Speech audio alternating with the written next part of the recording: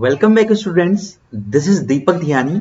तो आज की इस वीडियो में हम डिस्कस करने वाले हैं कंडीशनल स्टेटमेंट की एक्सरसाइज। लास्ट के वीडियोस में हमने देखा था if else, if else if, nested if और स्विच। तो आज की एक एक्सरसाइज देखते हैं जो एग्जाम के पॉइंट ऑफ व्यू से बहुत ज्यादा इंपॉर्टेंट होने वाली है। करते हैं। तो पहला क्वेश्चन है आपके पास, convert the following if else if construct into switch case. मतलब ये कह रहा है ये इफ एल्स इफ को आपने कन्वर्ट करना है स्विच केस में, या कभी कभी आ जाता है स्विच केस को इफ एल्स में कन्वर्ट करो। तो यहां पर जो भी अप्रोच हमने लगानी है, जो हमने सीखा था स्विच, ठीक है, स्विच का सिंटेक्स आपको ध्यान में होगा।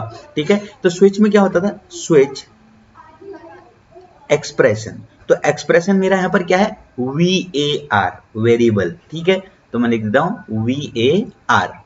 ठीक है, अब यहां पर जो इफ एल्स इफ है, यहां पर केस 1, केस 2, केस 3 की तरह काम करते हैं। तो जो पहला इफ है यहां पर वो क्या बन जाएगा, केस 1 बन जाएगा कोलन, और इसके अंदर आप लिख देंगे system dot out dot print L an good. ठीक है, ये आपका बन गया है गुड वाला केस। फाइन। अब अगला else if where equal equal to, तो ये क्या हो जाएगा, केस 2 हो गया है हमारा कोलन। सिंटेक्स पे ध्यान देना है आपने, system dot out dot print L N better.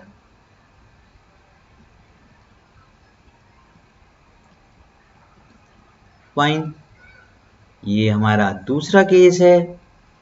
और हमारा केस थर्ड क्या है, system dot out dot print L N best.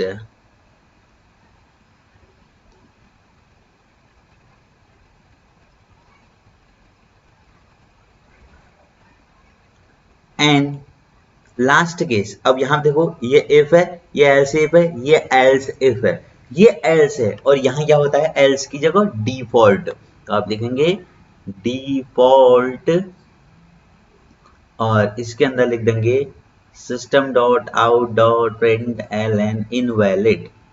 तो काफी इंटरेस्टिंग और आसान है भाई, ये 3 से 4 नंबर का काम है। तो आपको ये बहुत ही आसानी से आप इनको गेन कर सकते हैं। अगर आप सिंटेक्स देख रहे हैं तो मैं आपसे यही कहूंगा कि आप सबसे पहले सिंटेक्स को देखो।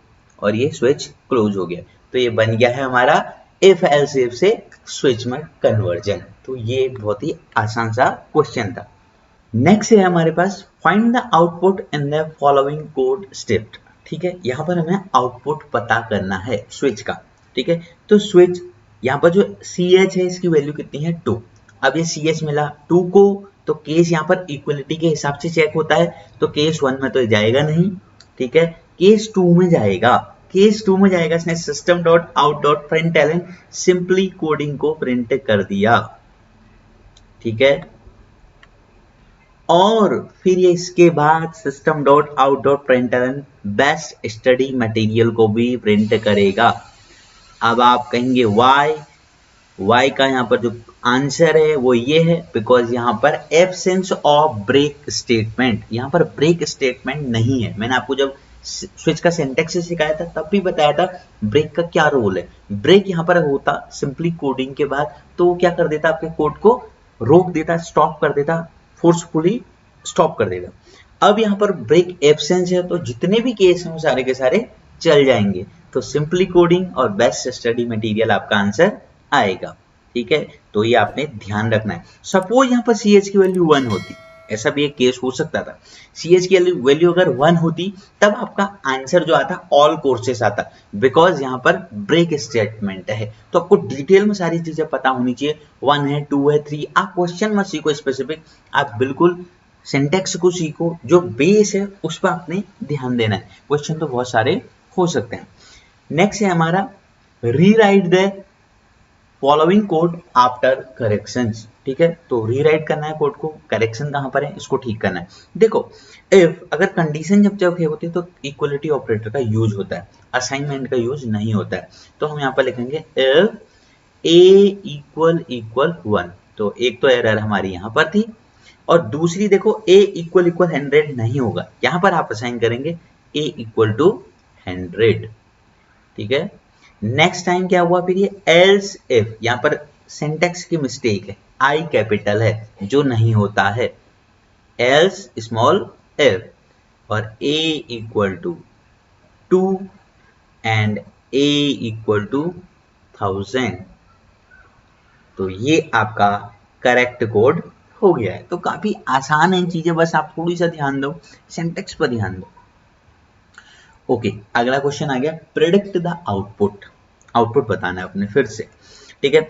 तो देखो ओके की वैल्यू यहाँ पर है 10, 10 किसको मिल गया, ओके को मिल गया, तो इधर जाएगा स्विच के पास जाएगा, ओके के पास 10 आ गया, ठीक है। अब देखो केस डिफॉल्ट है, केस 0 है, केस 1 है, तो 10 तो है नहीं, जब 10 नहीं है तो जो बचा हुआ होता है वो कहाँ जाता है, एक्सेप्शनल जो भी पार्ट होता है वो डिफॉल्ट के पास जाता है, तो डेफिनेटली ये भी डिफॉल्ट के पास जाएगा, ठीक है। तो डिफॉल्ट के पास जाएगा तो डिफॉल्ट पहले प्रिंट हो जाएगा, फिर ट्रू भी प्रिंट होगा और फिर फॉल्स भी प्रिंट होगा।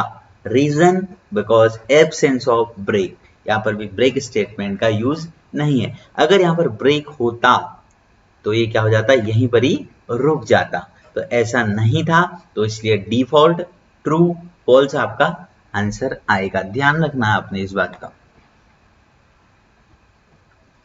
नेक्स्ट क्वेश्चन देखो, ये भी प्रिडिक्टेड आउटपुट वाला है, public class temp public static word में स्ट्रिंग args, ध्यान नहीं देना इसमें हमने, x इक्वल टू 1 है, ठीक है। अब यहाँ पर भाई अगर ये स्विच होता तब तो आपको कुछ आंसर आ सकता था, तो यहाँ पर आपका कोई आउटपुट नहीं आएगा बिकॉज ये इक्वलिटी ऑपरेटर नहीं है, ठीक है। अगर यहाँ पर ऐसा लिखा होता x इक्वल इक्वल 1 लिखा होता तब कुछ आउटपुट आएगा, तो यहाँ पर आप लिखेंगे नो आउटपुट, या कह सकते हैं एरर भी है एक टाइप की, ठीक है। तो आप दोनों में से कुछ भी बता सकते हैं। नेक्स्ट है प्रिडिक्टेड आउटपुट, अगेन स्विच वाला क्वेश्चन है, तो x की वैल्यू सबसे पहले है 10, तो स्विच x के पास गया 10 चला गया, ठीक है। तो आप इस स्टेटमेंट को तो जानते होंगे, x प्लस इक्वल टू 5 लिखा है, इसका मतलब क्या हुआ है, x equal to x plus 5, ये असाइनमेंट ऑपरेटर की कैटेगरी में आपने सीखा होगा, ये क्या है, शॉर्ट हैंड एक्सप्रेशन है। तो सबसे पहले 10 कहां पर है, x की वैल्यू कितनी है 10 है, तो केस 10 पे जाएगा, ठीक है। तो केस 10 पे गया तो x इक्वल टू, इसको मैं फुल फॉर्म में लिखता हूँ x प्लस 10, ध्यान देना, तो क्या हुआ फॉर्मूले पे पुट करता हूँ, x की वैल्यू 10 हो गया, ये 10 प्लस 10 हो गया है 20, तो x को कितना मिल गया है 20 मिल गया है। नेक्स्ट टाइम क्या हुआ, यहाँ पर भी एब्सेंस ऑफ ब्रेक, ब्रेक नहीं है, तो अगले केस में इसका जाना बाय डिफॉल्ट है, जाना ही जाना है, नॉर्मल है ये तो, ठीक है।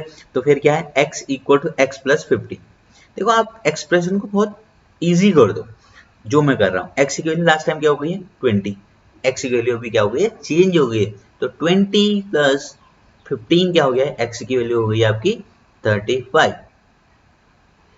अब फिर ये आगे और जाएगा क्योंकि ब्रेक स्टेटमेंट है नहीं यहाँ पर, तो ये केस 20 में जाएगा, तो x equal to x plus 20 है, तो क्या होगा, x की वैल्यू 35 थी लास्ट टाइम, प्लस 20, तो x की वैल्यू हो जाएगी 55, ठीक है। अब आगे देख लेते हैं, x की वैल्यू 55, तो यहाँ लिखा है system dot out dot println x, क्या होगा, तो हम बता सकते हैं x प्रिंट होगा 55। तो गाइस ये था हमारा 5-7 क्वेश्चन है, काफी इंपॉर्टेंट है, तो आपको यहाँ पर से काफी चीजें समझ में आएंगी। तो इसमें बहुत सारे क्वेश्चन इंपॉर्टेंट हैं, एक तो ये स्विच का कन्वर्जन और ये आउटपुट वाला, आपको मिल सकता है इफ एल्स इफ से स्विच में कन्वर्ट करना या स्विच से इफ एल्स इफ में कन्वर्ट करना। तो बेसिकली ये सारी चीजें थी, वीडियो पसंद आई तो प्लीज वीडियो को लाइक कीजिए और चैनल को सब्सक्राइब कीजिए। नेक्स्ट वीडियो में लूप की वीडियो हो जाएंगे, पहले लूप देन लूप की एक्सरसाइज, तो मिलते हैं नेक्स्ट वीडियो में, थैंक यू।